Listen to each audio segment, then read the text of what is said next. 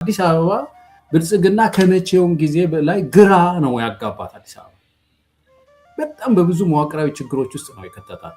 የኦሮሚያ ህገ መንግስት እስከዛሬ ድረስ የኦሮሚያ ዋና ከተማ የት ናት ነው የሚለው። ይግቡና ይመልከቱ። ይሄንን የሚያዳምጡ ነው ወገኖች። የኦሮሚያ ዋና ከተማ አዳማ ነው የሚለው። አዲስ አበባ ነው አይደል? ሽመልስ ቁጭ ብሎናል አዲስ አበባ። በእንደዚህ አይነት ንጥቂያ ውስጥ ስትገባ ምንድነው የሚፈጠረው? ይሄ ራስን ማስተዳደር የሚባለው ግዙፍ የዲሞክራሲ ነገር ይሰበራል። ያ የሰለጠነ ህዝብ አብሪ ኮከብ የሆነ ህዝብ ለኢትዮጵያ እንደ አብሪ ኮከብ እኮ ለስልጣኔ ብትለው የስልጣኔ ማዕከል ነው። እንግዲህ እንደምታውቀው አዲስ አበባ በኢኮኖሚ የኢኮኖሚ ማዕከል ነው።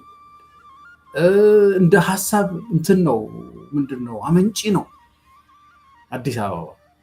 ስታቲስቲክሱን ያየን እንደሆነ አማራ ለምሳሌ ወደ 47% ነው፣ ጉራጌ 16%፣ ኦሮሞ 19%፣ ትግራይ 6%፣ ስልጤ 2.9%፣ ጋሞ ወደ 1.68% እና ሌሎቹ ደግሞ 6.3% ናቸው። ስለዚህ እንደዚህ ናት አዲስ አበባ። እነሱ የሚሉት ምንድነው? የአማራ ዴሞክራሲያዊ ብሔርተኝነት ሁን፣ የትግራይ ዴሞክራሲያዊ ብሔርተኛ ሁን፣ የኦሮሞ ዴሞክራሲያዊ ብሔርተኛ ሁን ይሉሃል። እና በሌላ በኩል አሁን እቺ ብሔርተኛ የምትለውን ውጥት አድርገን ዘር ብናደርገው ለምሳሌ ዴሞክራሲያዊ ዘረኛ ሁን ልትባል ትችላለህ። አሁን እኮ አየው ዘርን ዴሞክራሲያዊ ታደርገዋለህ። አንድን ዜጋ ይህንን አስተምረን ዴሞክራሲያዊ ብሔርተኝነት ብለን አስተምረን በውስጡ የሚፈጠር ስሜት በውስጡ የሚያድገው ጡንቻ ይሄ የብሔርተኝነት ጡንቻ ማለት ነው። አድጎ ከሄደ በኋላ ደግሞ ዴሞክራሲያዊ ሁን የብሔርተኝነትን የምናስተምረው ወጣት ሰብስበን ሰብ ዜጋ በአጠቃላይ በቁጭት ነው የሚነሳው ማለት ነው። ይሄ ቁጭት በሌላው ላይ ቂምና በቀልን እንዲያፈራ ያደርገዋል ማለት እኮ። በሚዲያ ላይ በአደባባይ ላይ ወጥቶ እጅግ ስልጡን በሆነ በሰላማዊ መንገድ ሀሳቦችና ትችቶች ሲያቀርቡ ነበር። በቃ አንድ የሆነ ነገርን ብቻ እንስማ፣ ወጥ የሆነ ነገር እንስማ፣ ሁሉም ነገር ከብልጽግና ጋራ ወደፊት ከአብይ አህመድ አገዛዝና ከአብይ ጋራ ወደፊት የሚል ድምጽ ካልሆነ በስተቀር የተለየ ድምጽ መስማት አልሻም የሚለው ያገዛዙ ስርዓት እነኚህ በሰላማዊ መንገድ የሚንቀሳቀሱ አስሮ እንግዲህ ወደ ግዞት እስር ቤት አስገብቷል። ምክክሩ መፍትሄ ሳይሆን የበለጠ ሀገር ከችግር አያወጣንም ስንል አንዱ አስረጂ ነገር የሚሆነው ይሄ ነው። በእውነት የምክክር ዋዜማው የምክክር ሽታ በምድሪቱ የምክክር አውድ ያውድ ዘንድ አንዱ መደረግ ያለበት እስረኞች መፈታት እኮ ፖለቲከኞች፣ ጋዜጠኞች እንዲፈቱ ተደርጎ በዚህ ምክክር ላይ እንዲሳተፉ ማድረግ ነው። እነዚህ ሰዎች እኮ አዳራሽ ነበር ዛሬ ልናገኛቸው የሚገባው። እዛ የምክክሩ ቦታ ቁጭ ብለው ሊሟገቱ ሊከራከሩ ሀሳብ አላቸው፣ ፓርቲ ይኖራቸዋል። እንግዲህ መሪዎች ናቸው ማለት አንቂዎች ናቸው። በእነሱና በሌላው መካከል እኮ ነው ክርክር የሚባለው ምክክር የሚባለው። ግማሹን አጉሮ አስሮ ግማሹን አሰድዶ ከግማሹ ጋር እየተዋጋ ከግማሹ ጋር ደግሞ በጣም ከፍተኛ ቂምና ጥላቻ ውስጥ ገብቶ ቂም ይዞ ጸሎት ነው የሚባለው ሳልፍ ይዞ ስርቆት ይላሉና እንደዛ አይነት ምክክር በሀገራችን የሚያሳዝን ነው። ታሪክ ይመዘገባል፣ ግን ለነዚህ ሰዎች ድምጽ መሆን አለብን። ሰላም ጤና ይስጥልን የነጋሪት ቲቪ ተመልካቾቻችን እንደምከርማችኋል እንደምሰንበታችኋል። በዛሬው መሰናዷችን የምንወያየው አነጋጋሪ መዋቅራዊ በሆነ ጉዳይ ላይ ነው። የሀገራችን እንዲሁም የአፍሪካ መዲና የሆነችው አዲስ አበባ የብዝሃነት የጋራ ታሪካችን መጠለያ ብትሆንም ዛሬ ላይ ግን በርዕዮተ ዓለም ህገ መንግስታዊና ፖለቲካዊ ማነቆች ሰንሰለት ውስጥ ወድቃ ትገኛለች። ከተማዋ በነፃነት ራሷን የመምራት መብቷን እንዴት ተገፈፈ? የሞግዚት አስተዳደርና ህገ መንግስታዊ ክፍተቶች በነዋሪዎቿና በከተማው ማህበራዊ ፖለቲካ ላይ ያሳደሩትን ጠባሳዎች ምንድን ናቸው? አዲስ አበባን ሰቅዘው የያዙ መዋቅራዊ ችግሮችና የመውጫ መንገዶች በሚል ርዕሰ ጉዳይ ከደራሲና ከፖለቲካ ተንታኝ ገለታው ዘለቀ ጋር ቆይታ እናደርጋለን። እስከ መሰናዶ ፍጻሜ ድረስ አብራችን ቆዩ።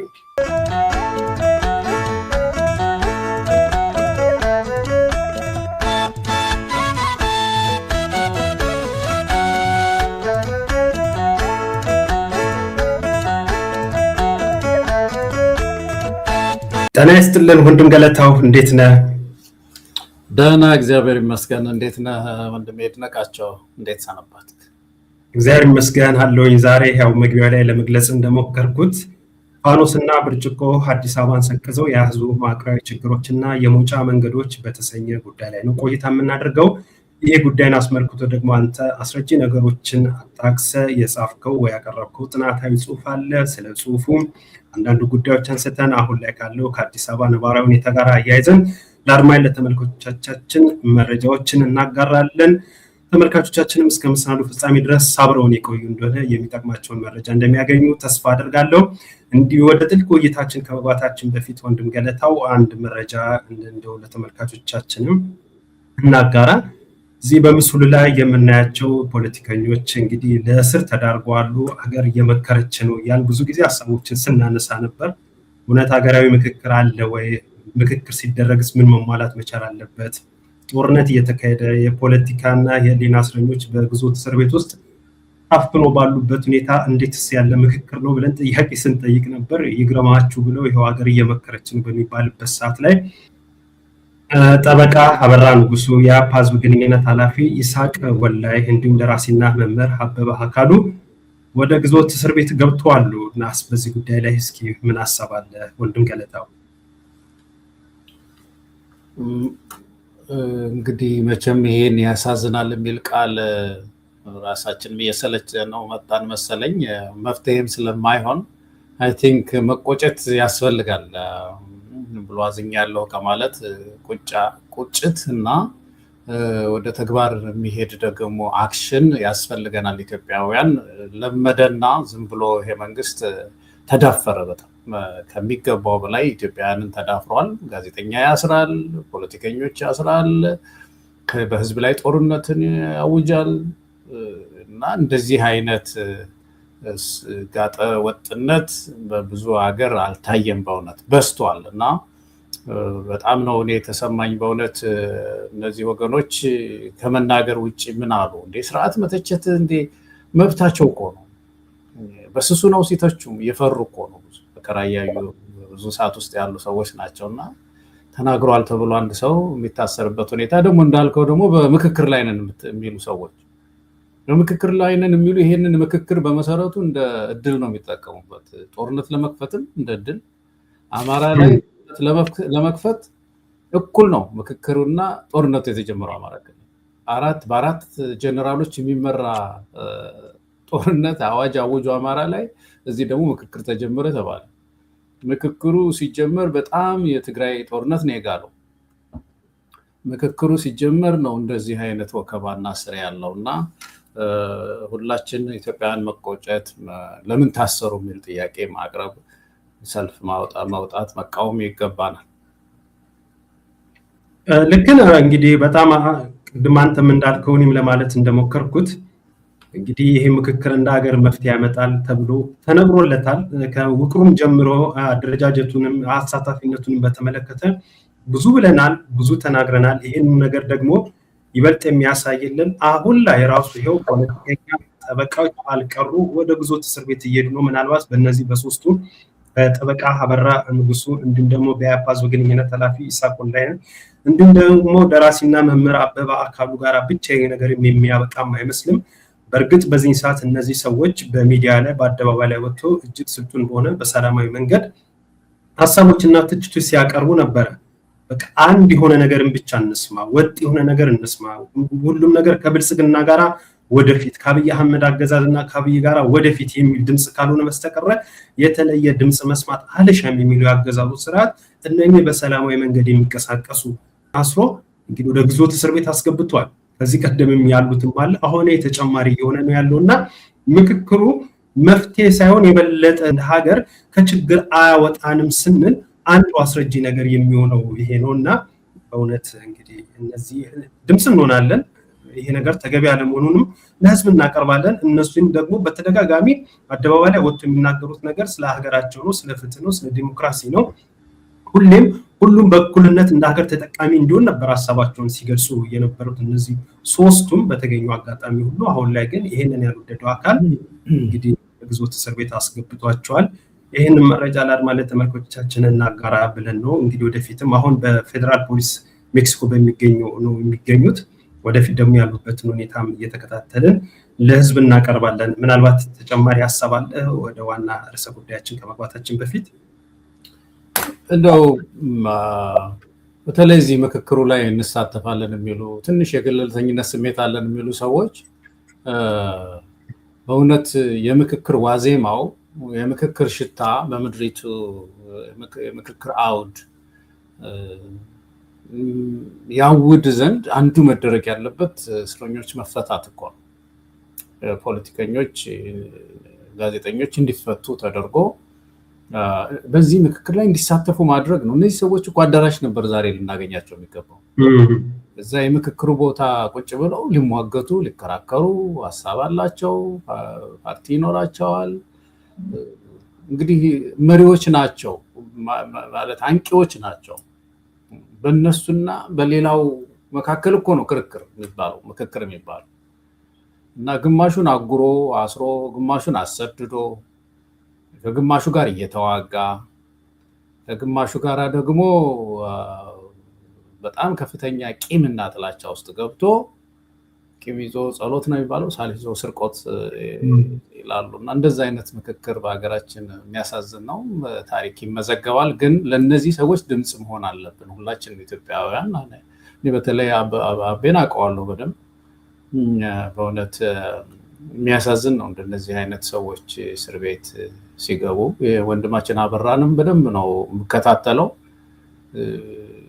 እንትኑ ክስ ሁሉ አቅርበው ነበረ ባለፈው በዚህ ምንድነው በጂኖሳይድ መጠየቅ አለባቸው የሚጠይቁ ሰዎች መጠየቅ አለባቸው የሚል እንደዚህ አይነት ነፃ ባለሙያዎች ሳቅም እናውቀው ነው። ሀፓ ውስጥ ምርጫ ማልጋባም ያለው እሱ ነበር መጀመሪያ ላይ አይደለም? አዎ እንደዚህ አይነት ሰዎችን ነቃ ሲሉ ቶሎ እነሱን የማጥፋት ስራ ነው እየተሰራ ያለውና የኢትዮጵያ ሕዝብ ድምጽ ሊሆናቸው ይገባል። በእውነት በትክክል መልእክትህን እንግዲህ አድማጭ ተመልካቾቻችን የሚጋሩታል። እኛም እንግዲህ ተጋርተን ወደፊት ያሉበት ሁኔታ እያሳወቅን እነሱን ጨምሮ ሌሎችን በግዞት እስር ላይ የሚገኙት ወንድም እህቶቻችን ከዛ ግዞት እስር እስኪወጡ ድረስና እንደ ሀገር ሰላም አግኝተን እፎይ እስክንል ድረስ እንግዲህ ሳንታክት ከፈጣሪ ጋር ድምጻችንን እያሰማን እንቀጥላለን። ወደ ዋና ርዕሰ ጉዳያችን እናምራ። ይኸው በዚህ በምስሉ ላይ እንደሚታየው አዲስ አበባን ሰቅዞ የያዙ መዋቅራዊ ችግሮችና የመውጫ መንገዶች የተሰኘ በአንተ የተዘጋጀ ጽሁፍ አለ። ይሄ ጽሁፍ እንዴት ታተመ? መቼ ታተመ? የዚህ ጽሁፍስ ዋናው ዓላማ ምንድን ነው በሚለው እንጀምርና ሌሎች ማነሳለ ጥያቄዎች አሉ፣ ወደሱ እናመራለን። እስኪ በቅድሚያ የዚህ ጽሁፍ ዋና ዓላማው ምንድን ነው? እዚህ አሜሪካ ውስጥ ነው የታተመው።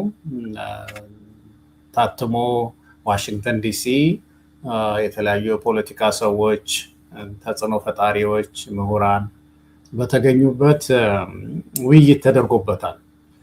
እና እንግዲህ ግን ይሄንን አነስተኛ መጽሐፍ እንድጽፍ ያደረገኝ በቅርበት የአዲስ አበባን ጉዳይ እከታተል ስለነበረ እንደው መዋቅራዊ ችግሮቿን ስመዘግብ ሳጠናም ስለቆየሁኝ ይህንን መዋቅራዊ የሆነ ችግር በተለይ በማሳየት ረገድ አስተዋጽኦ ሊኖረው ይችላል፣ መውጫ ውስጥ ደግሞ ምንድን ነው የሚለው ላይ እንደዚህ የውይይት ሀሳቦችን ለማጫር በሚል የተጻፈች አነስተኛ መጽሐፍ ናት። መልካም። እስኪ ፋኖስና ብርጭቆ ይላል። አዎ ቅድም ለመግለጽ ሞክሬያለሁ። ፋኖስና ብርጭቆ አዲስ አበባን ሰቅዞ ያዙ መዋቅራዊ ችግሮችና የመውጫ መንገዶች የተሰኘ ነው። በነገር ላይ በዚህ አጋጣሚ ለተመልካቾቻችን ለመግለጽ እንድረዳ አንተም ያሬድም ሌሎችም ሰዎች ጨምራችሁ በተለያየ መንገድ ይሄ ከ2 ዓመት ፊት የቀረበ ጽሁፍ ነው። ከዛም ወደዚህ የተለያዩ ጽሁፎችን ስታቀርብ ነበረ። ቅድም በስም የጠቀስኳቸውም ጭምር ችግሮችን ብቻ ለማሳየት ሳይሆን የመውጫ መንገድን መፍትሄውንም ጭምር የሚያመላክት ምክር ሀሳብን ጭምር ነው እያቀረባችሁ ያላችሁት። በእውነት በዚህ አጋጣሚ እንደ ነጋሪት ቲቪ እኔም በግሌ እጅግ ምስጋናን አቀርባለሁ። ምክንያቱም ችግሮቻችንን መናገር ብቻ ሳይሆን ለችግሮቻችንን መውጫ መንገድን ማመላከት ትልቅ ነገርን ጨምርም ስለሆነ ነው። ፋይል ነው፣ የተደራጀ ዶክመንት ነው። እንግዲህ ይሄንንም በድጋሚ ይሄንን ማንበብ ለሚፈልጉም እንግዲህ አንተም በተቻለ አቅም ተደራሽ እንዲሆን ታደርጋለህ፣ በእኛ በኩልም ተደራሽ እንዲሆን እናደርጋለን። ከዚሁ ካቀረብከው ጽሁፍ መነሻ በማድረግ ወደ ዕለቱ ጥያቄና ውይይታችን እንግባ። በጽሁፍ ላይ የዲሞክራሲ ብሔርተኝነት የሚል ራሱን የቻለ አንድ ምዕራፍ አለ። እስኪ ከአዲስ አበባና ከአዲስ አበባ ብሔርተኝነት ጋር አያይዘን ይሄ ነገር ምን ለማለት ነው? እንግዲህ አንዱ ኢትዮጵያ ውስጥ አሁን በቅርብ ጊዜ ያለው ትልቁ ችግራችን የአስተምህሮ ችግር ነው፣ የዶክትሪን ችግር ነው። አሁን መግቢያ ላይ እነዛን የታሰሩ ወንድሞች አመጣ እና ስለነሱ የተወሰናል እና ደግሞ ወደ መዋቅር ወጣ እና የኢትዮጵያ ችግር እንደዚህ ነው። በአንድ በኩል የዲሞክራሲ ግድፈቶች አሉ። ሰው ይታሰራል፣ ምን ይላል፣ ይገደላል፣ ይፈናቀላል። በዚህ ላይ እንጮሃለን። ከዛ ባሻገር ደግሞ የመዋቅር ችግር አለ በምድሪቱ ውስጥ። ሁለት ነገር አንድ ላይ ነው ላችን ላይ የወደቀው እና አንዱ ትልቅ ችግር ኢትዮጵያ ውስጥ አሁን እዚህ የምንወያይበት የአዲስ አበባ መዋቅራዊ ጉዳይ ነው። ይሄ ችግር ከዚህ የዲሞክራሲያዊ ብሔርተኝነት ከሚባለው አስተሳሰብ ጋር የተያዘ ነው እና ይህንን ወጣቱ በተለይ አይ ቲንክ ሊያጠናው ይገባል። ምክንያቱም ሀገራችን እየገዛ ስለሆነ ህገ መንግስት ስለሆነ ምንድነው ዲሞክራሲያዊ ብሔርተኝነት ራሱ? እስካሁን የሚገዛው ህገ መንግስት ዲሞክራሲያዊ ብሔርተኛ ነኝ ነው የሚለው እና ይሄ እንግዲህ በአንድ በኩል የሚያስገርመው ነገር አሁን ብሔርተኝነትን ዲሞክራሲያዊ አድርጎ ማቅረቡስ ምን ማለት ነው? ብሔርተኛ ማለት ናሽናሊዝም ማለት ተቆርቋሪ መሆን ማለት ነው። አሁን እንግዲህ ዲሞክራሲያዊ ብሔርተኝነት ሲባል ለመጣህበት ማህበረሰብ ለዛ ማህበረሰብ ተቆርቋሪ ሁን እያሉ የብሔር አርበኛ እንድትሆን ምንድነው መምከር ነው፣ ማሳደግ ነው፣ ማበረታታት ነው እና ጡንቻ እንድናወጣ ማለት ነው። እነሱ የሚሉት ምንድነው? የአማራ ዴሞክራሲያዊ ብሔርተኝነት ሁን፣ የትግራይ ዴሞክራሲያዊ ብሔርተኛ ሁን፣ የኦሮሞ ዴሞክራሲያዊ ብሔርተኛ ሁን ይሉሃል። እና በሌላ በኩል አሁን ይህችን ብሔርተኛ የምትለውን ውጥት አድርገን ዘር ብናደርገው ለምሳሌ ዴሞክራሲያዊ ዘረኛ ሁን ልትባል ትችላለህ። አሁን እኮ አየሁ ዘርን ዴሞክራሲያዊ ታደርገዋለህ። አንድን ዜጋ ይህንን አስተምረን ዴሞክራሲያዊ ብሔርተኝነት ብለን አስተምረን በውስጡ የሚፈጠር ስሜት በውስጡ የሚያድገው ጡንቻ ይሄ የብሔርተኝነት ጡንቻ ማለት ነው። አድጎ ከሄደ በኋላ ደግሞ ዴሞክራሲያዊ ሁን፣ የሌላውን ሰው አፍንጫ እንዳትነካ፣ ለራስህ ብቻ ልማትህን ምንህን እየተሰባሰብ ካጠናክር ብንለው ይሄና የዲሞክራሲ መርሆች በአንድ ሰው ህይወት እኩል ያድጋሉ ወይ የሚል ነው። ዓለምን ያሳስበው ያ ነው። ስለማያድግ ለዚህኛው ለብሔር ለሚባለው ጠገግ የተለዩ መሮጫ መስመሮች አዘጋጅቶ ዴሞክራሲን አብረን በጋራ የምንኖርበት ሌላ ምዕራፍ ሌላ አዘጋጅቶ ነው የሚኖረው እና እኛ ሀገር እንግዲህ ይሄ ብሔርተኝነት ወይም ናሽናሊዝም የምንለው ኤትኖ ናሽናሊዝም ነው ወይም ደግሞ የብሔር ብሔርተኝነት ነው። እሱ እንዲያብብ ኢትዮጵያ ውስጥ ሲደረግ ይሄ አስተምህሮ አዲስ አበባ ላይ በተለይ በጣም የሚያሳዝን ነገር ነው ይዞ የመጣው። እንግዲህ ሌላው እዛ ጋር ያነሳው የብሔርተኝነት 3 ዘዴዎች ብሔርተኝነትን ለማሳደግ የሚጠቀሙባቸው 3 ዘዴዎች አሉ። ምንድነው? አንደኛው ቁጭትን ማጫር፣ ብሔራዊ ማንነትን ማኮሰስ እና ትርክቶችን መፍጠር የሚላለና ይሄን ነገር ቅድም ካልከው ጋር አያይዘ ትንሽ ማብራሪያ ስጥበትና ምን ጉዳይ ወደ አዲስ አበባ ይዘነው እንሄዳለን። ምንድነው? ቁጭትን ማጫር፣ ብሔራዊነትን ማንኳሰስ እና ትርክቶችን መፍጠር ነው ዋነኛው ዘዴዎቹ የሚል ነገር ሐሳብ አቅርባል። እንግዲህ የዚህ ዲሞክራሲያዊ የሆነ እነሱ ናቸው ዴሞክራሲያዊ ብሔርተኝነት ያሉት። እንግዲህ ለምንድን ነው የብሔርተኝነት ትምህርቱ እርግማን ስለበዛበት ዓለም ሁሉ ብሔርተኛ እኮ ምንድን ነው ይሄ በብሔር ላይ ያለ ፖለቲካ አቁሟል የሚባል ነገር ሲሰሙ አቶ መለስ ዜናዊ ምን አሉ? ዴሞክራሲን አንጠለጠሉበት ከጎኑ ዴሞክራሲያዊ ብሔርተኝነት ብለው ዴሞክራቲክ ናሽናሊዝም ይባላል ብለው መቀጠል ሞከሩ። እንግዲህ ይህንን ብሔርተኝነትን ለማሳደግ በኢትዮጵያ ውስጥ እያንዳንዱ ብሔር ይህንን ፓትሪዮቲዝም ወይም ደግሞ ምንድነው አርበኛ እንዲሆን ለማሳደግ የሚጠቀሙባቸው ያነሳቸው 3 ዘዴዎች ናቸው ያሉት። አንደኛው ቁጭትን መፍጠር። ይሄ የኢትዮጵያ ውስጥ ብቻም አይደለም። ለነገሩ ብሔርተኝነትን የሚያሳድጉ ኃይሎች በሙሉ አንዱ የሚያፋፉበት ይህ አስተሳሰብ በዜጎች ውስጥ እንዲሰርጽ የሚያደርጉት በቁጭት። ይሄ ቁጭት ምንድነው? እንግዲህ አብዛኛውን ጊዜ ተበድለሃል የሚል ነው። ተበድለህ የኖርክ ነህ ነው። ትልቅ ሆነህ ሳለህ ገናና ሆነህ ሳለህ ባለ ታሪክ ሆነህ ሳለ ብዙ ዱላ ያረፈብህ የተበደልክ ነህ ነው። ይሄ እንግዲህ ለማሳደግ ነው ለማሳደግ። ስለዚህ ቁጭትን ይይዛል ያ ወጣት ማለት ነው። የብሔርተኝነትን የምናስተምረው ወጣት ሰብስበን ሰው ዜጋ በአጠቃላይ በቁጭት ነው የሚነሳው ማለት ነው። ይሄ ቁጭት በሌላው ላይ ቂምና በቀልን እንዲይዝ እንዲያፈራ ያደርገዋል ማለት እኮ። እንግዲህ ዝም ብሎ አንጻራዊ ነው ማንነት አይደለም። ከሰማንያዎቹ ውስጥ አንዱን ብሔር ብንወስድ ያ ብሔር ቁጭት እንዲሰማው ስናደርግ ሌላው አጥቅቶታል ማለት ነው። በሽቅድምድሙ ጊዜ ሌላው በድሎታል ማለት ነው። ወይ ባህሉን ምንድነው ድጦታል ማለት ነው። እንደዚህ አይነት ነገሮች እንዲፈጠሩ ነው። አንዱ ቁጭት ነው እና ይሄ ማህበርን የሚያፈርስ ነው። ሁለተኛው ዲኮንስትራክት ማድረግ ነው። ናሽናል አይደንቲቲ፣ ይሄ የብሔራዊነት ስሜት ማለት ነው። የኢትዮጵያዊነት ብሔራዊነት የምንለውን እሱን ዲኮንስትራክት ማድረግ ነው። ከዚህ በፊት ሌንጮ የዚህ ሳውዲ አረቢያ አምባሳደር የነበሩት እሳቸው ሲናገሩ አንድ ጊዜ እኛ ሆን ብለን የኦሮሞን ብሔርተኝነት ለማሳደግ ይሄ ኢትዮጵያን ዲኮንስትራክት እያደረግናት ነበረ ብለው በሚዲያ ሲናገሩ ሰምተናል። ብዙ ጊዜ ተነስቷል ይሄ ነገር እና ይሄ አንዱ ዘዴ ነው ማለት ነው። እንግዲህ ኢትዮጵያዊነትን እያፈረሱ እንደ ተቀናቃኝ ነው የሚያዩት ለማሳደግ፣ ብሔርተኝነትን ለማሳደግ ይሄ ብሔራዊነት ይጎዳብናል፣ ያሳሳብናል። ስለዚህ ይህንን ዲኮንስትራክት ማድረግ አለብን የሚል ነው እና ይሄ በጣም አደገኛ ነገር፣ በጣም አደገኛ ዘዴ ማለት ነው። እንግዲህ ተመልከቱ። ሶስተኛው ትርክት ይፈጥሩልሃል፣ ትርክት ይፈጥራሉ እና ታሪክ ይጽፋሉ። የሌለውን ታሪክ ለዛ ቡድን ይጽፉለታል። ያልሰራውን ገድል ሰርቷል ብለው ይጽፋሉ። ለምንድን ነው? ለፖለቲካ መናጇቸው፣ ለቅስቀሳ ስለሚጠቅማቸው ያልሰራውን ገድል ሰርቷል ይላሉ። የፈጠራው ያልሆነውን የእሱ ፈጠራ ነው ይላሉ። እንደዚህ አይነት ነገሮች ይፈጥራሉ ማለት ነው። እነዚህ ምግቦች በእያንዳንዱ ዜጋ ውስጥ ለእያንዳንዱ ዜጋ ይሰጠውና ሲያድግ ምን ይሆናል ነው አሁን ትልቁ ችግር። ቅድም እንግዲህ እነዚህን ተመግቦ የሚያድግ ከሌላው ጋር የሚኖር ሌሎች ብሔሮች ጋር እንዴት አብሮ ይኖራል የሚለው ትልቅ ጥያቄ ነው እና በአጠቃላይ የብሔርተኝነት ወይም ናሽናሊዝም እንትን በሌላው ዓለም በሁለት መንገድ ይነሳል። አሁን ሌላው ዓለም በሁለት መንገድ ነው የሚነሳው ናሽናሊዝም ብሔርተኝነት። አንድም ግሬተር ኦቶኖሚ ወይም ደግሞ የተሻለ አስተዳደር ከመገንጠል በታች ራስ ገዝ ሆኖ ለመኖር ነው። ለምሳሌ ሶማሌላንድ ይጠቀሳል ብዙ ጊዜ እንደ ሶማሌላንድ ማለት ነው። አገር እሷ አሁን አገር ለመሆን ነው የምትፈልገው። አንዳንዶች ደግሞ አገርም ሳይሆኑ ራሳቸውን ራስ ገዝ ለመሆን ናሽናሊዝም የሚባለውን እንትን ያደርጋሉ።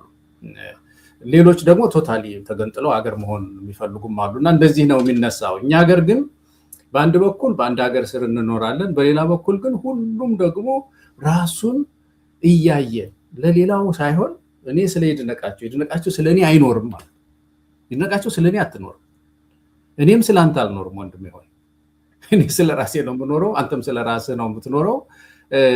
ከፈለኩ ደግሞ ጨርቄን አንጠልጥዬ የሚሄድበት መስመር ተዘጋጅቶልኛል፣ አንተም እንደዛው። እኔ ሲሄድ ህብረቱን ጥየው ሲሄድ ይድነቃቸው ይጎዳሉ ብዬ አላስብም፣ ራሴን ነው የማየው። እና እንግዲህ ተመልከተው፣ ዜጎች ሁሉ ራሳቸውን ብቻ የሚያዩበት ማህበር ምን አይነት ማህበር ነው የሚሆነው የሚል ትልቅ ጥያቄ ይነሳል። እና ኢትዮጵያ ውስጥ ይሄ ብሔርተኝነት አስተሳሰብ በእነዚህ መሰረቶች ላይ የቆመ ነው። መልካም፣ እንግዲህ ወደ ጥልቅ ወደሆነም ደግሞ ውይይታችን ገብተናል። ከዛው ደግሞ ከፍ ወዳለው እንግባና ወደ ዋና ርዕሰ ጉዳያችን፣ ይሄ ብሔርተኝነት እሳቤውና አዲስ አበቤነቱን እንዴት ማገናኘት ይቻላል? አዲስ አበባ ያለው ብሔርተኝነት ወይ ማንነት ወይስ ምንድን ነው? አዲስ አበቤነቱ ጋር ተያይዞስ የሚነሳው ነገር ነበር። አዲስ አበባ ላይ ምንድን ነው እንግዲህ ሀገሩ እንደዚህ ተዋቀረ። ሀገሩን እንደዚህ በብሔር ብሔረሰብ ህዝብ በሚባለው ራስ ናቸው ተባሉ። እነሱ የምድሪቱ ዩኒየን ወይም ደግሞ ህብረት የፈጠሩት እነዚህ ራሶች ናቸው። ተሰብስበው ልዩ ወረዳ ይፈጥራሉ፣ ዞን ይፈጥራሉ፣ ክልል ይፈጥራሉ። ፈጥረው የሚኖርባት ምድር ናት ተባለ እና በዚህ ፊሎሶፊ በዚህ ትምህርት ላይ አስተዳደሩ ሲቀረጽ አዲስ አበባ ቁርጥ ብላ ቀረች።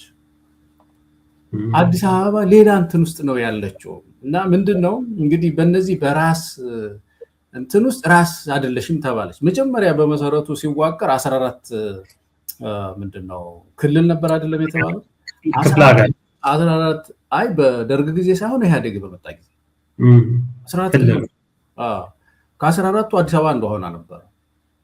የተወሰነ ጊዜ ቆየችና ቆይተው ህገ መንግስቱ ሲቀረጽ ብሔር ብሔረሰብና ህዝብ ሲባል እዚህ ውስጥ አዲስ አበባ ብሔር አይደለችም ብሔረሰብም አይደለችም ህዝብም አይደለችም ምን እናርጋት ሲባል አውጥተው ዝም ብለው ቅድም ያልከው አንዱን በሬ ወደዛ አንዱን በሬ የማለት ያህል ነው። ተወካዮች ምክር ቤት 23 ወንበር ይሰጣት፣ ከዛ ውጭ ደግሞ ፌዴሬሽን ምክር ቤት ዝር እንዳትል እንዳትገባ፣ እንደዚሁ በዚህ በፌዴራል መንግስት ስር ትኑር የሚል የተዘበራረቀ እንትን ውስጥ ከተቷት እና በዚህ መካከል ይሄ እነዚህ ራሶች በሚሰበሰቡበት የሀገሪቱ ራስ በሚባሉት የሚሰበሰቡበት በፌዴሬሽን ምክር ቤት ውስጥ እንዳትቀመጥ ተደርጋ ተከለለች ማለት ነው። እና ይሄ አንዱ ትልቁ ችግር አዲስ አበባ ላይ ይሄ ትምህርት የፈጠረው በጣም ትልቅ ችግር ሰልፍ የሚባለው ወይም ራስ በሚባለው ውስጥ አለመገኘቷ ነው። አዲስ አበባ እንደ ልጅ አለመታየት ማለት ነው።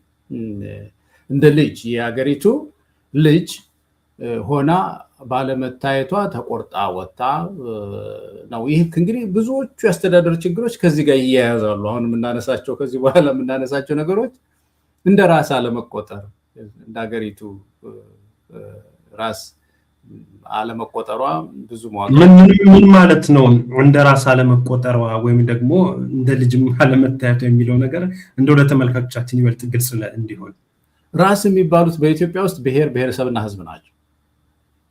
ለምሳሌ ኮንሶ፣ ቡርጂ፣ ትግሬ፣ አማራ፣ ኦሮሞ ምናምን የሚባሉት እንግዲህ በባህል ላይ በቋንቋ ላይ የተመሰረቱ ቡድኖች እነሱ ራስ ናቸው። በህገ መንግስቱ መሰረት ወይ ክልል ይኖራቸዋል ወይ ደግሞ ዞን ይኖራቸዋል። ለምሳሌ አሁን ደቡብ ውስጥ ያሉት የተለያዩ ቡድኖች አንድ ላይ መጥተው ደቡብ መሰረቱ ነበር ያን ጊዜ የሚባለው፣ አሁን ተበታትነዋል አይደለም። በዛ ስር ደግሞ በጣም ቁጥራቸው አነስተኛ ከሆነ ዞን ያረጓቸዋል። የቡርጂ ልዩ ወረዳ ይባል ነበር በፊት፣ የኮንሶ ልዩ ወረዳ ይባል ነበር እና እያንዳንዱ ብሔር ራስ ነው የሚባለው። እንግዲህ የምድሪቱ መስራች ማለት ነው። ምን መብት ያለው በፌዴሬሽን ምክር ቤት መቀመጥ መብት ያለው፣ ሌላም መብት አለው ደግሞ ምን ከዩኒየኑ ወይም ከህብረቱ በፈለገው ጊዜ ተገንጥሎ የሚሄድ መብት አለ። እዚህ ራስ ውስጥ የለችም አዲስ አበባ ማለት ነው።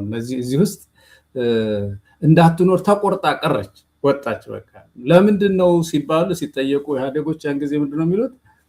ብሔርም አይደለችም ብሔረሰብም አይደለችም ህዝብም አይደለችም አሏት ማለት ነው። እንግዲህ አዲስ አበባ እዚህ ጋር ነው የገጠማት ትልቅ ችግር።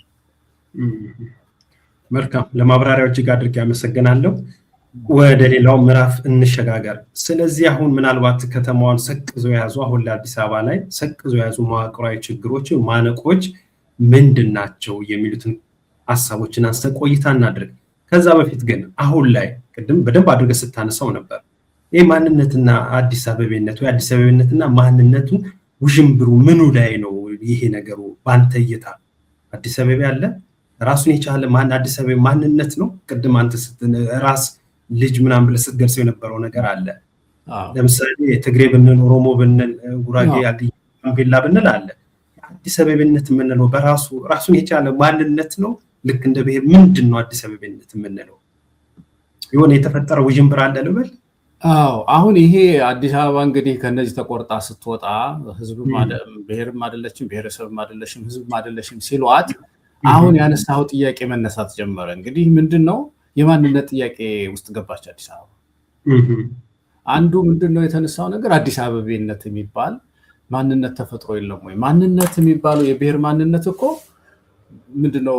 ቋንቋ በድሮ እንማር ያልነበረም ቋንቋ ይወለዳል፣ ያድጋል፣ ይሞታል ይባላል እና ስለዚህ ብሔርም ይወለዳል አዲስ አበባ። ስለዚህ አዲስ አበቤነት ተወልዷል እና አዲስ አበቤነት ብሔር ያለ የነበረ ወደፊት የሚኖር አይደለም የሚሉ ሰዎች ማለት ነው። እኔ ሐሳብ ሆኖ አይደለም እንደዚህ የሚያቀርቡ ሐሳቦች ተነስተው ነበር። ለምንድን ነው በዚህ በአዲስ አበቤነት በሚባል ማንነት ውስጥ ራስነት እንድታገኝ እኮ ነው አዲስ አበባ ተቆርጣ ስለቀረች እዛ ራስ የሚባሉት ውስጥ ተቀላቅላ የአስተዳደራዊ ችግሯ እንዲፈታላት ከማሰብ ነው ሜዳ ላይ ስለወደቀች ማለት ነው አዲስ አበባ።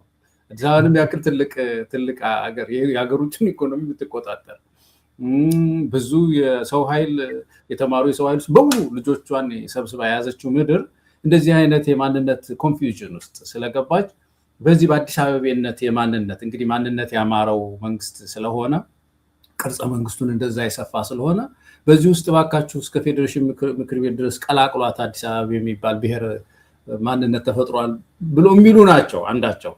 ሌላው ቡድን በዚህ ከማንነት ጋር በተያያዘ ያለው ንትርክ ሌላው ደግሞ ምንድነው የሚለው ህዝብ የሚል አለ። እንግዲህ ተመልከተው ብሔረሰብና ህዝብ ነው የሚለው ህገ መንግስቱ።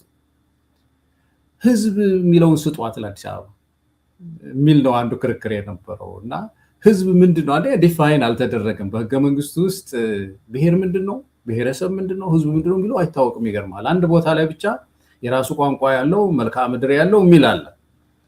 ስለዚህ በዚህ በህዝብ በሚባለው ሳሰጧትም ወይ እስከ ፌዴሬሽን ምክር ቤት ድረስ የስቴትነት እንደዚህ የክልልነት ማዕረግ አይገባትም ወይ የሚል የማንነት ጥያቄ በህዝብ የሚነሳል። ይህንን የኢህአዴግ ሰዎች ሲያጣጥሉት ነበረ። ህዝብ የሚባለው ራሱን የቻለ የራሱ ቋንቋ ያለው የራሱ መሬት ያለው የራሱ ታሪክ ያለው ነው ይላሉ እና በዚህ መካከል አዲስ አበባ የራሷ ቋንቋ እንደ የራስ ምንድነው የምትናገረው ታዲያ? ዝም ብላ አዲስ አበባ ውስጥ ቋንቋ አለ እንግዲህ አይደለም የሚግባባበት ህዝቡ ያስ ቋንቋ ተብሎ አይያዝም ወይ የሚል ጥያቄ ሲነሳ አይ የተውሶ ቋንቋ ነው የሚል ነው የተሰጠው እና ከዚህ የተነሳ የማንነት ችግር ነው። ሶስተኛው ደግሞ ቻርተሩ አንቀጽ 9 ይመስለኛል ነው አንቀጽ 4 አካባቢ አዲስ አበባ እንደ አንድ ማንነት የምትታይ እንዳልሆነች ይደነግጋል። እዛ ላይ ምንድነው የሚለው አዲስ አበባ የብሔር ብሔረሰብ እና የህዝቦች መኖሪያ ናት ነው የሚለው። እንደ ጋራ መድረክ ናት እንጂ የራሷ ማንነት የላትም። የአዲስ አበባ ቻርተር ማለት ነው የላትም የራሷ ማንነት እንደሆነና በእነዚህ ትርምሶች መካከል ዞሮ ያልከው የማንነት ግጭት ውስጥ ነው የገባችው። ስታቲስቲክሱን ያየን እንደሆነ አማራ ለምሳሌ ወደ 47% ነው፣ ጉራጌ 16%፣ ኦሮሞ 19%፣ ትግራይ 6%፣ ስልጤ 2.9%፣ ጋሞ ወደ 1.68% እና ሌሎቹ ደግሞ 6.3% ናቸው። ስለዚህ እንደዚህ ናት አዲስ አበባ የነዚህ መናኸሪያ ናት እንጂ በዚህ በማንነት ማዕቀፍ ውስጥ ልትገለጽ አትችልም የሚል ክርክር ውስጥ ነው የቆየችው ማለት ነው። ስለዚህ ከተማዋ ሰቅዞ የያዙ መዋቅራዊ ማነቆች ምንድን ናቸው? ከፌዴሬሽን ምክር ቤት መገለል ቅድም መግቢያ አካባቢ ስትገልጸው ነበር። ለምሳሌ በህዝብ ተወካዮች ምክር ቤት 23 አባላት እንዳላት በጽሁፍ ላይ አስቀምጠዋል። ሆኖም ግን በፌዴሬሽን ምክር ቤት ላይ ምንም አይነት መቀመጫ ወንበር የላትም። ሌላ በንጽጽር ያስቀመጥከው የፌዴሬሽን ምክር ቤት የማንነት ጠበቃ ቤት አይደለም ስትል ሙግትን አስቀምጣል። እንደ ማረጋገጫ የሚያቀርበው ከተማዋ በዚህ ምክር ቤትስ መገለሏ በበጀት ቀመርና በህግ ትርጉም ያለው ምን ያህል በደልም እንደደረሰባት ማሳያም ጭምር ነው ስትል እዛ ሰዓት አትታል። ይሄንን ነገር ለተመልካቾቻችን በይበልጥ ሰፋ አድርግና አቅርበልን። አሁን የአዲስ አበባ ትልቅ ችግር በዚህ አይነት የፖለቲካ ጨዋታ ውስጥ ምድሪቱ ስትዘፈቅ ስትገባ በማንነት ላይ አስተዳደሩ ሲሰፋ ቅርጹ ሲሰፋ አዲስ አበባን ምን እናድርጋት የሚል ነገር ይዘው መጡና መጨረሻ ላይ ከክልል 14ነት ሰርዘው ዋና ከተማ ሲያረቋት የገጠማት የመጀመሪያ ችግር ሰልፍ ጋቨርናንስ የሚባለው ወይም ራስን ማስተዳደር። ይሄ ደግሞ የዲሞክራሲ ሁሉ ጥግ ነው። በቃ ይሄ ከተበላሸ ተበላሸ ሁሉ ነገር። በቃ ሁሉ ነገር በቃ ስንክልክል እግሯን ሁሉ የሰና ስንክልክሏን ያወጣው የአዲስ አበባ ትልቅ ችግር ከዚህ ከማንነት ህዝብም አይደለሽም ብሔርም አይደለም ብሔረሰብም አይደለሽም ብሎ ካስወጧት በኋላ መጨረሻ ላይ ራስ ማስተዳደር ችግር ጥያቄ ተነሳባት ማለት ነው። እንግዲህ ይሄ ራስ ማስተዳደር እንዴት ነው የሚገለጸው ያልን እንደሆነ የፌዴሬሽን ምክር ቤት መቀመጫ ለማግኘት ብቻ ሳይሆን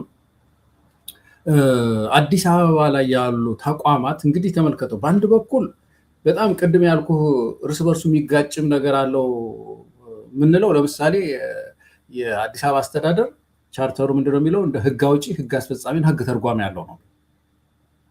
ይሄ የስቴት ቀለም አለው። የስቴት ወይም ደግሞ የክልልነት ቀለም አለው። ክልል የሚባለው ይሄ ነው ያለው። አንድ ህግ አውጪ አለው፣ ህግ አስፈጻሚ ያለው፣ ህግ ተርጓሚ ያለው። በስቴት ውስጥ እነዚህ ቀለሞች አሉ እና ይሄን ይሰጧትና ደግሞ መልሰው ይነጥቋት ይነጥቁና ምንድነው የሚያደርጓት? ከዛ በኋላ ደግሞ ህግ አስፈጻሚው ራሷ የምታስተዳድረው አይደለም፣ ፖሊስ ፌደራል መንግስት ነው የሚሾምላት። የፌዴሬሽን ምንድነው የዚህ የክልሎች ምናምን የሚባል አንድ እንትን ነበር፣ ሚኒስቴር መስሪያ ቤት ነበር። እሱ ይሰጣታል፣ ይሾምላታል ፖሊስ አዲስ አበባ። ይሄ ራስ ማስተዳደር የሚባለው እየተጻረረ ነው ማለት ነው። የአዲስ አበባ ህዝብ ምረጥ ይባልና ይመርጣል፣ ምክር ቤት ይመሰረታል አዲስ አበባ ውስጥ። ግን ይሄ የመሰረተው ምክር ቤት ፖሊስ እንኳን እንዳይኖረው፣ የራሱ የአዲስ አበባ ፖሊስ እንኳን እንዳይኖረው ያደርገዋል ማለት ነው። እና አንዱ እንደዚህ አይነት ችግሮች ፍርድ ቤቶችን የሚያየህ አዲስ አበባ የህግ ተርጓሚ አካሏን የሚያየህ እንደሆነ በብዙ መሰናክሎች ውስጥ የፍርድ ሂደቷ ይገባባታል። አፈጻጸሙን ያየህ እንደሆነ ደግሞ የተለያዩ መስሪያ ቤቶች አንዳንዶችን ፌደራል መንግስት ደስ ሲለው ይወስድባታል። በተለይ ብዙ ገንዘብ የሚያስገኝ ከሆነ አሁን ለምሳሌ የዚህ ውልና ማስረጃ የሚባል መስሪያ ቤት ነበርና ገቢውን ያይና መንግስት ምክንያቱም እንደ ሞግዚት ስለሆነች ራሷን ስለማታስተዳድር ፌደራል መንግስት እንደፈለገው ነው የሚያደርጋት እና ውልና ማስረጃን ከዛሬ ጀምሮ ወስጀዋለሁ ይላል።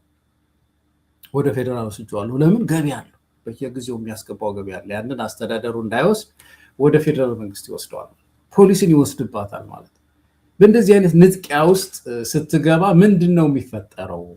ይሄ ራስን ማስተዳደር የሚባለው ግዙፍ የዴሞክራሲ ነገር ይሰበራል። ያ የሰለጠነ ህዝብ አብሪ ኮከብ የሆነ ህዝብ ለኢትዮጵያ እንደ አብሪ ኮከብ እኮ በስልጣኔ ብትለው የስልጣኔ ማዕከል ነው። እንግዲህ እንደምታውቀው አዲስ አበባ በኢኮኖሚ የኢኮኖሚ ማዕከል ነው። እንደ ሀሳብ እንትን ነው፣ ምንድን ነው አመንጪ ነው አዲስ አበባ።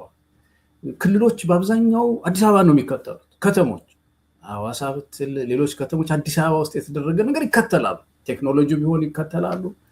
እንደ ሀሳብ መሪ ናት፣ እንደ ሀሳብ መሪ እና ይችን መሪ እግሯል ለተለያዩ መዋቅራዊ ችግሮች ትብትብ እያደረጉ ራሷን እንዳታስተዳድር እንደዚህ ፌደራል መንግስቱ እንትን የሚያደርጋት ናት። እና አንድ ሌላው የአዲስ አበባ የፌደራል መንግስቱ ከፍተኛ ስልጣን ስላለው በአዲስ አበባ ላይ ሲፈልገው የሚበትነው ነው።